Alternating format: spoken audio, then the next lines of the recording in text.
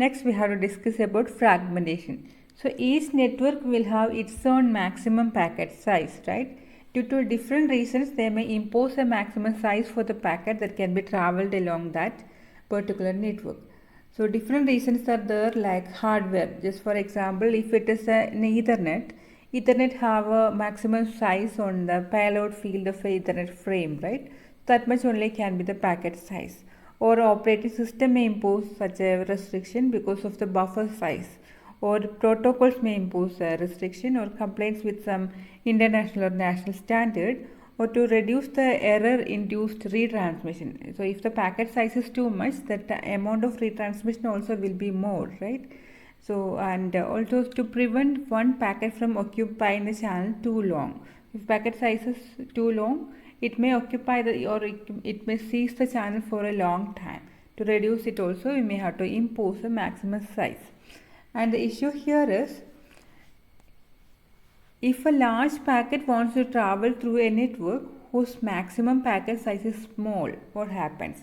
That's the issue. And the solution is to allow gateways to break up packets into fragments. So if a large packet wants to enter into a small network which can support only small packets, before entering, the corresponding gateway or multi-protocol router will break up that packet into fragments, and each fragment will be sent as a separate internet packet. And before delivering to the destination host, all these fragments have to be recombined to construct the original packet back, right?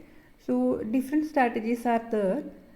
First one is transparent fragmentation, and the second one is non-transparent fragmentation. In transparent fragmentation, as the name suggests, the fragmentation is transparent to other networks. Just for example, if a packet has to be fragmented because of its oversize before entering into a network, all other networks will be unaware of this fact. This fragmentation is transparent to any subsequent networks. And when an oversized packet arrives at the gateway breaks it up into fragments. See here, a very large packet has to enter into a network whose packet size is small, whose maximum packet size is small. So the gateway, before entering into the network, this gateway will break this packet into fragments. And each fragment will be treated as an individual packet, and that will be forwarded. All these fragments will be addressed into same gateway to exit this network. Okay, then all these fragments will be recombined in that gateway and will be passed over to the next network. As you know, different multi-protocol router or gateway will be there at the exit of this network to connect to other networks, right? And for the next network also, some fragmentation may be required depending on the maximum size imposed by that. The problem with this method is that the exit gateway must know when it has received all the pieces, whether it has received all the pieces so that they can be recombined. Either a count field should be there, this much fragments are there, or this is the end of the packet. So such indication should be there. All the packets must exit via the same gateway, right? Then only these fragments can be recombined. And the third problem is the overhead required. So if a packet have to travel along a series of small packet networks, what happens at the entry of every small network, this packet have to be fragmented, right? And at the exit of every network, it have to be reassembled. So it creates a lot of overhead. That's another issue. And still this ATM network use this transparent fragmentation. And the second strategy is non-transparent fragmentation. So as the name suggests, all the networks are aware of this fragmentation. So recombination occurs only at the destination host.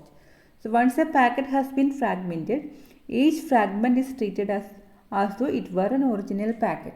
You can see here a very large packet is got fragmented into different fragments in a network, and all those packets will be forwarded as a separate packet, individual packets, and it may travel along different exit gateways and all. It will finally reaches the corresponding destination host. There only these fragments will be recombined together. So what's the problem here? The first one is it requires every host to be able to do the reassembly. Instead of gateways here, it's the responsibility of the destination host to do the reassembly. And the second one is when a large packet is fragmented, the total overhead increases because each fragment must have a header. Each fragment is treated as a separate packet, right? So it will have its own header and all. That will create the extra amount of information traveling along the network. That's an overhead. And the IP datagram in the internet follows this non-transparent fragmentation. When a packet is fragmented, the fragments must be numbered in such a way that the original data stream can be reconstructed at the exit gateway or at the destination host, right? What policy or mechanism should be adopted at the time of fragmentation? And the main technique used is to define an elementary fragment size which is small enough that the elementary fragment can pass through every network. Such a size should be selected first, and when a packet is fragmented, all the pieces are equal to this elementary fragment size except the last one. Last one may be shorter, right, because of depending on the size of the packet. And the internet header must provide the original packet number and the number of the elementary fragment contained in that packet. Okay, and there must be also one bit indicating whether it is the last elementary fragment contained within the internet packet. So whenever the destination host or the exit gateway receive fragment, it should be able to identify different fragments of a particular IP packet, right? So for that, header field contains three different information. First one is the original packet number, second one is the fragment number, and third one whether this fragment is the last fragment of a corresponding packet or not. So based on these three information, all these fragments can be recombined together. We can see an example for fragmentation. So this is the original packet actually. So three fields are there in the header to indicate a fragment. So first field indicates the packet number, original packet number. Second one the fragment number, and the third one whether this fragment is the final one or not. If it is 1, that means this is the end of the packet. Okay. So here this is the original packet. No fragments are there. So the packet number is 27, fragment number is 0, and this is fragment is the end one to indicate that 1 is there.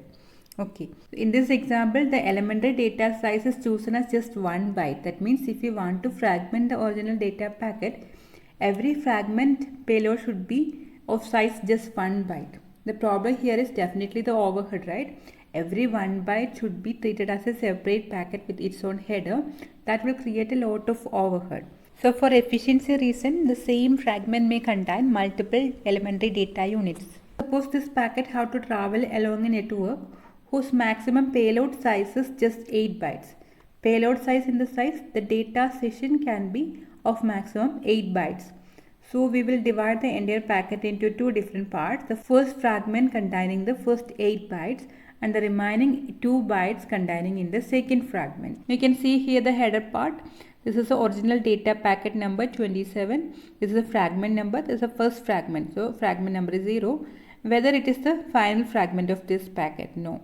So this is the header for the first fragment. And coming to the second header, original packet number 27. Fragment number here is the byte number of the first byte within this fragment. So here the fragments start from 8. 8 and 9 is there here, right? 0 to 7 is in the first fragment, 8 and 9 in the second fragment. So the byte number of the first byte within this fragment, that's 8. Okay. So this is how the fragmentation is done. And the third field indicates that this is the end fragment. Okay. Now suppose the same packet have to travel along a network whose packet size is just 5 elementary data unit. If we are using a non-transparent fragmentation, already we have two different fragments, right? This fragment is enough to pass over that network with packet size 5, but this have to be fragmented again. So this will be fragmented into two different fragments. First one is carrying the first 5 bytes plus header. Original packet number is still 27 and the byte number is 0, and this is not the end packet, and the remaining 3 bytes will be there in the second fragment of this one, so that it carries the byte number 5. Third fragment will be passed as it is. Okay. And all these fragments will be recombined at the destination host. So some sort of processing will be required there, right? Like it receives the fragment with the fragment number 0, fragment number 5 and fragment number 8. You should know whether these three can be combined or in between some other fragments are also there, right? How it will understand? By checking the length of this packet. You can understand that already 5 different bytes are there in this first fragment. So next fragment will be there with the fragment number 5. This is how the reassembly is done in the destination host. Thank you.